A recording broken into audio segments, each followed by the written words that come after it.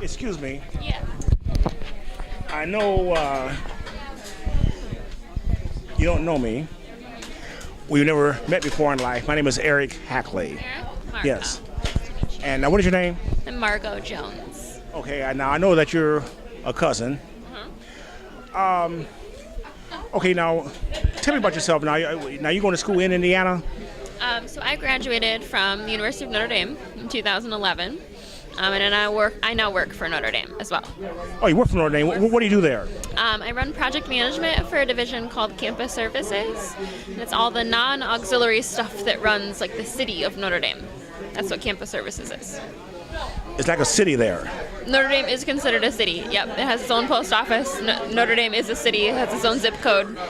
So yeah, so I work on special projects across the division. All of our like managerial special projects. Okay. Now, we're at the reunion right now.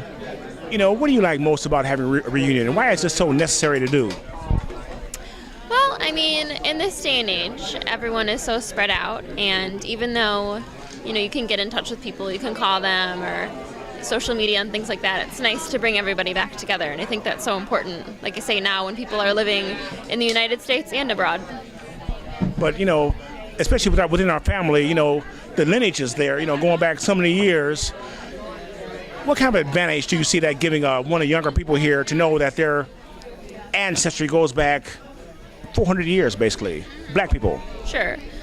Well, I mean, I guess I have to revert to my previous answer. I think that people are so spread out, and families aren't always necessarily together, and because of that, you forget the lineage that you come from. And having an opportunity to bring family together and to learn and to be young and learn about where your family comes from and who your ancestors are is just so important. Back to Notre Dame here for a second. What did you major in at Notre Dame, and what attracted you to Notre Dame? So I was a double major in American Studies and Computer Applications, and I was attracted to Notre Dame for the tradition.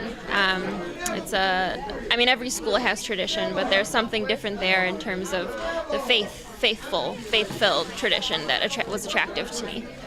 Okay, well, last thing here, for somebody who doesn't know how to reach down inside of themselves and tap that thing to make them want to go after a goal or objective or anything like that, how did you tap that thing inside of you that made you want to be an achiever? Sure. That's a hard question. I'm a perfectionist, and so it is innate inside of me to want to do those things. But I think regardless of who you are, you always have a dream, whether that's to become a doctor or to become a singer or a professional basketball player. And I think you have to tap into that dream and know that dream and figure out how to do that, as opposed to always looking at it as what sort of academic achievements I might want to do. So sometimes it's just about following your dreams and doing that wholeheartedly and doing everything you can to make that happen. And people who say that dreamers, people have a thing for people who do that. They call them dreamers, idealists, but yet, that's enough a lot of times to say, okay, I can't do that. What I'm trying to get to is, how do you get past that? Your friends, your peers saying that, those are dreams. You can't do that. Mm-hmm. Well, in today's world, sometimes it is about the credentials that you have, and about where you went to school, and who you studied with, and what books you've read.